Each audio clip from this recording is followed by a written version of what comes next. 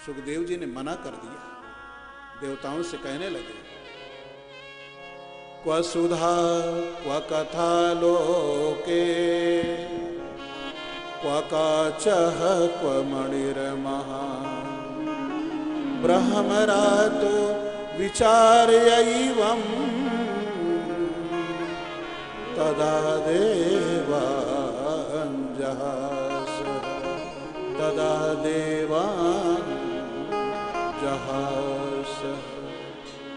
सुखदेव जी कहने लगे, देवताओं, कहाँ तुम्हारे स्वर्ग का तुच्छ अमृत और कहाँ हमारे पास इस पृथ्वी पर भागवत कथा रूपी अमृत। तुम्हारे स्वर्ग का जो अमृत है वो तुच्छ है, वो कांच के समान है। हमारे पास पृथ्वी पर भागवत कथा रूपी जो अमृत है वो मणि के समान जीवन में दिव्य प्रकाश करने वाला है। ऐसा कौन ना समझ होगा जो मणि को गंवा करके बदले में कांच को लेना चाहेगा। भगवान सुखदेव ने देवताओं को वापस कर दिया, लेकिन उनको भागवत कथा नहीं सुनाई। श्रीमद् भागवती वार्ता सुराणाम अपि दुर्लभ। देवताओं को भी दुर्लभ है ये कथा। सुखदेव जी ने देवताओं को क्यों वापस कर दी? इसलिए सुखदेव जी ने देखा ये देवता स्वर्ग में रह करके केवल भोग भोगने में लगे रहते हैं, केवल भोग भोगने में लगे रहते हैं, इसलिए ये कथा के अधिकारी नहीं है। एक बार देवर्षि नारद अनेक लोकांतरों में भ्रमण करते हुए जिस समय इस पृथ्वी लोक में आए, पृथ्वी लोक में आकर के नारद जी अनेक तीर्थों की यात्रा करते, अनेक तीर्थों की यात्रा करते। पुष्करम च प्रयागम च काशीं गोदावरीं तथा हरिक्षेत्रम कुरुक्षेत्रम श्रीरंगम सेतुबंधनम। नारद जी पृथ्वी पर आकर के अनेक तीर्थों की यात्रा करते हैं। पुष्कर, प्रयाग, काशी, गोदावरी, हरिद्वार, कुरुक्षेत्र, श्रीरंगम, अनेक तीर्थों में गए, लेकिन ना पश्यम कुत्रचित शर्म। नारद जी को किसी तीर्थ में कहीं भी जाने पर शांति नहीं मिली, क्योंकि नारद जी ने देखा तीर्थों में भी कलयुग का प्रभाव हो गया, और जहां कलयुग होता है वहां पर अधर्म होता ही है। कलयुग का मित्र है अधर्म। कलिना धर्म मित्र ने धैर्यम बाधिता धुना। इसलिए नारद जी ने देखा तीर्थों में भी शांति नहीं, आनंद नहीं। कहाँ लगा है, इतना तन्मय है कि इधर उधर खड़े क्यों, 3 घंटे से खड़े हैं सब। बोलिए गोविंद भगवान की।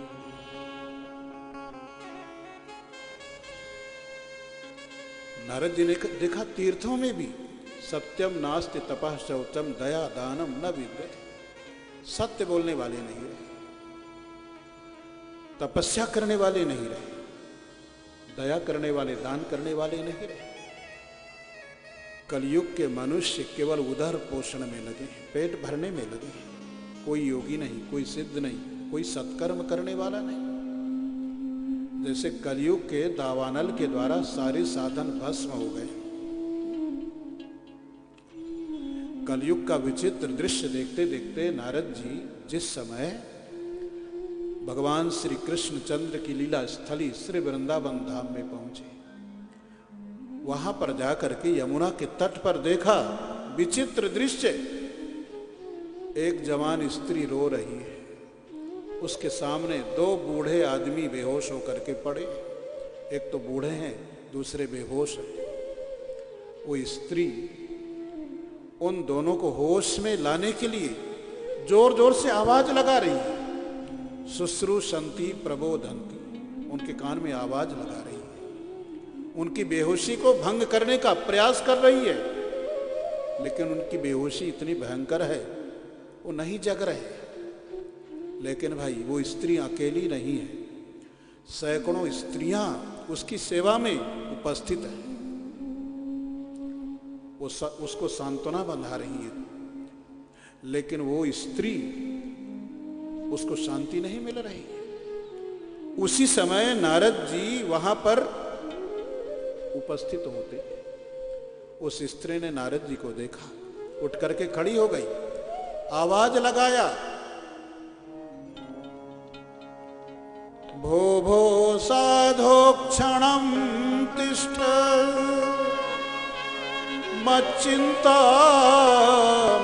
नाशय दर्शनं तव लोकस्य सर्वथा गहरं परम्। भो भो साधो क्षणं तिष्ठ। उस स्त्री ने नारद जी को सामने देखा, उठ करके खड़ी हो गई। कोई संत महापुरुष सामने दृष्टिगोचर हो, उनका स्वागत करना चाहिए, उनको प्रणाम करना चाहिए, उनका अभिवादन करना चाहिए। तो उठ करके खड़ी हो गई और उसने आवाज लगाया, महात्मा जी क्षणम तिष्ठ, थोड़ा सा समय मुझे भी दे दीजिए।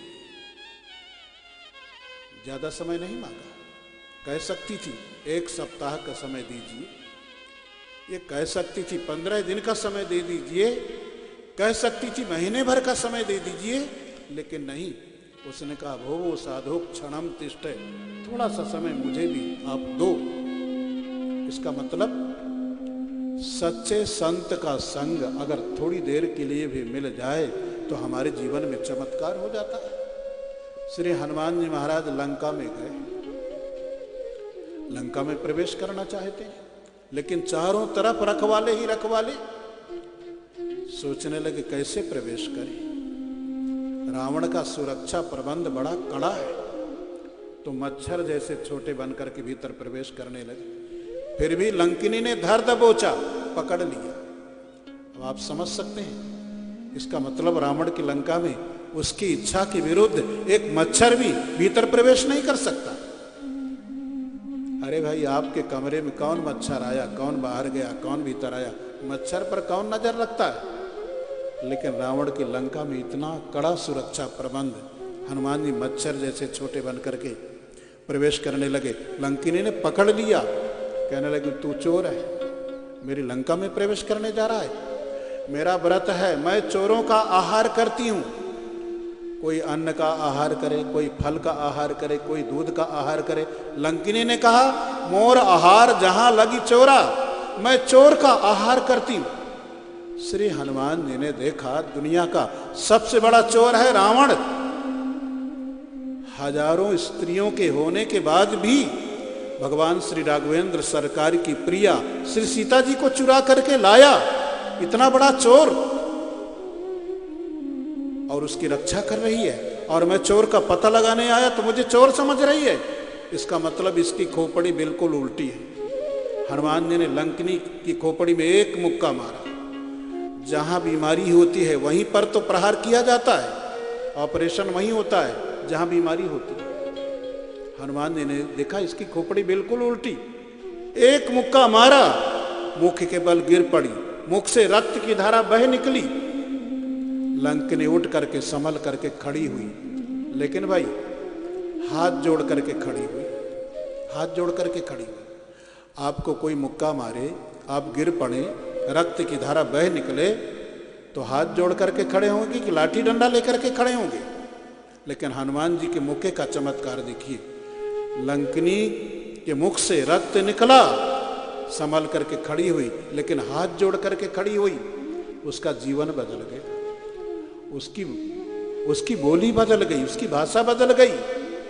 अभी क्या कह रही थी, तू चोर है, और अब हाथ जोड़ करके खड़ी होकर के क्या कहती है, तात मोर अति पुण्य बहुता, तात मोर अति पुण्य बहुता, तात मोर अति पुण्य बहुता, तात मोर अति पुण्य बहुता। देखे नयन राम कर दूता, देखे नयन राम कर दूता। देखे नयन राम कर दूता, देखे नयन राम कर दूता।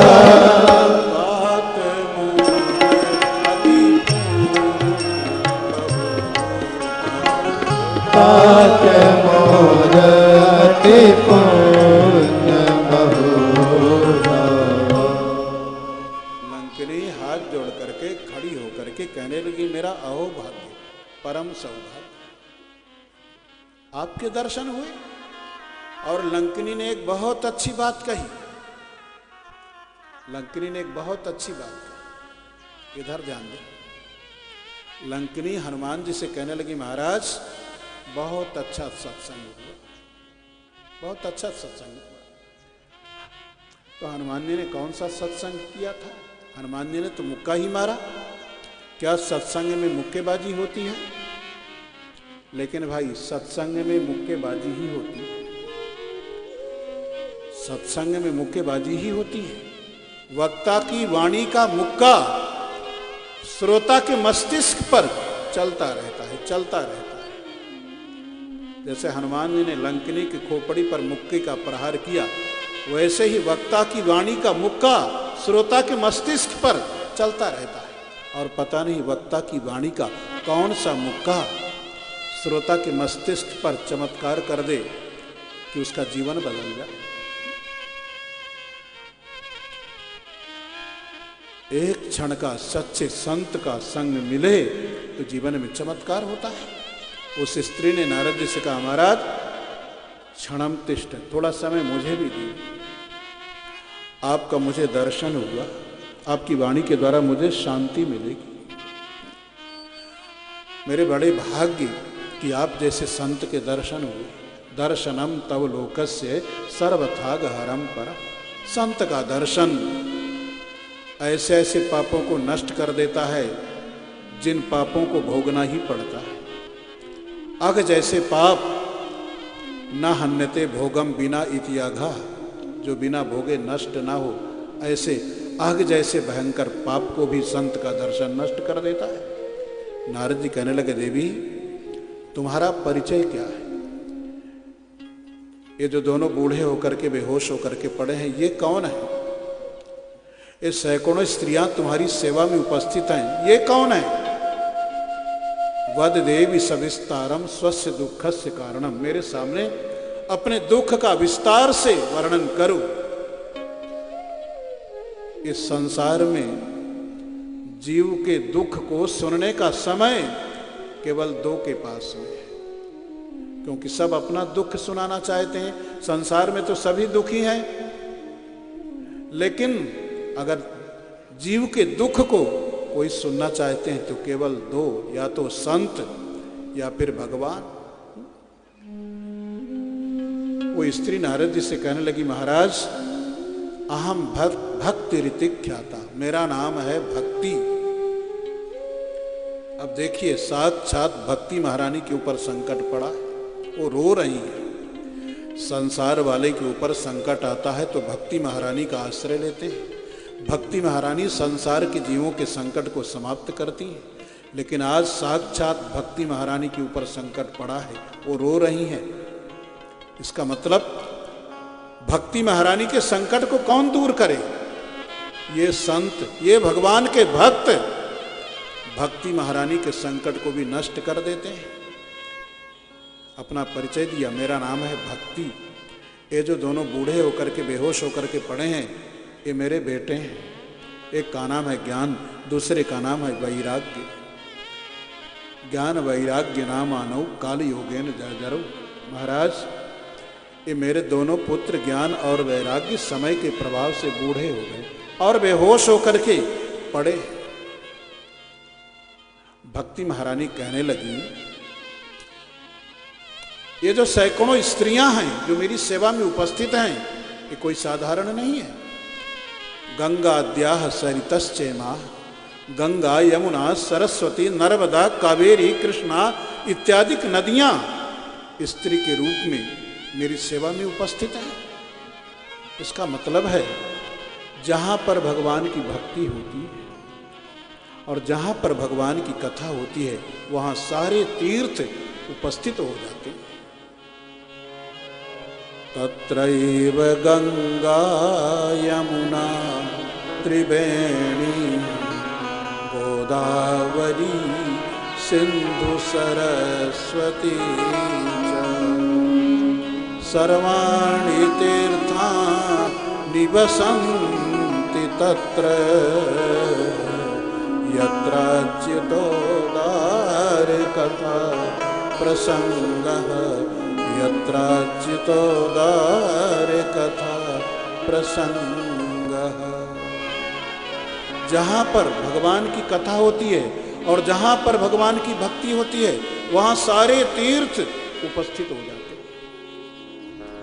भक्ति महारानी नारद जी से कहने लगी, गंगा यमुना सरस्वती नर्मदा कावेरी कृष्णा इत्यादि नदियां स्त्री के रूप में मेरी सेवा में उपस्थित हैं, फिर भी मुझे शांति नहीं। भक्ति महारानी कहने लगी, महाराज पहले मैं भी बूढ़ी हो गई थी, लेकिन श्री वृंदावन धाम में आकर के इस धाम के प्रभाव से मैं जवान हो गई। क्या बूढ़ा व्यक्ति जवान हो सकता है? भक्ति बूढ़ी हो गई थी लेकिन वृंदावन धाम में आकर के जवान हो गई। देखिए, भक्ति का मतलब हमारे आपके हृदय में एक जो भाव है, हम कथा सत्संग से वंचित रहते हैं तो हमारे हृदय की जो भक्ति है वो बूढ़ी हो जाती है, जो भाव है वो बूढ़ा हो जाता है। भाव का ह्रास हुआ, इसको बोलते हैं भक्ति बूढ़ी हो गई। भक्ति बाहर से नहीं आती है, ज्ञान बाहर से नहीं आता। भक्ति ज्ञान वैराग्य ये व्यापक तत्व हैं। हमारे आपके हृदय में भक्ति है, ज्ञान है, वैराग्य है। जैसे पानी सरोवर में, तालाब में पानी भरा है लेकिन उसके ऊपर काई आ गई, काई तो पानी नहीं दिखाई देता। इसी प्रकार अज्ञान का ये जो आवरण आया उसने भक्ति का ह्रास कर दिया, भाव का ह्रास कर दिया। इसको बोलते हैं भक्ति बूढ़ी हो गई। अब आप कथा सुन रहे हैं, कथा सुनते सुनते आपके हृदय में जो भक्ति बूढ़ी होकर के पड़ी है वो जवान होगी। कुछ आज कुछ कल, क्रमशः प्रतिदिन आपके हृदय की भक्ति जवान होगी। इस श्री वृंदावन धाम हृदय में बसे तो भक्ति तरुण होती है। कैसा भी नास्तिक, उससे नास्तिक व्यक्ति श्री वृंदावन धाम में चला जाए, महीना 15 दिन तक रह जाए तो उसका भी जीवन बदल जाएगा। भक्ति का कुछ ना कुछ कण लेकर के वो लौटेगा। भक्ति महारानी कहने लगी, वृंदावन धाम के प्रभाव से मैं जवान हो गई, लेकिन मेरे बेटे ज्ञान वैराग्य यहाँ पर बूढ़े होकर के बेहोश होकर के पड़े। इनका कोई ज्ञान वैराग्य का यहाँ पर कोई ग्राहक नहीं। मैं इनकी माँ हूँ, मैं जवान हूँ, ये मेरे बेटे हैं, ये बूढ़े बेहोश होकर के पड़े हैं। यही मेरे दुख का कारण है। माँ जवान हो, बेटे बूढ़े हो तो माँ को कितना दुख होता है। नारद जी कहने लगे, देवी ये समय का प्रभाव है, ये कलयुग है और भाई समय का भी तो अपना अधिकार होता है। चिंता करने की जरूरत नहीं, भगवान के चरणों का स्मरण करो। नारद जी कहने लगे, मैं तुम्हारे पुत्र ज्ञान वैराग्य को चैतन्य करूंगा, इनकी बेहोशी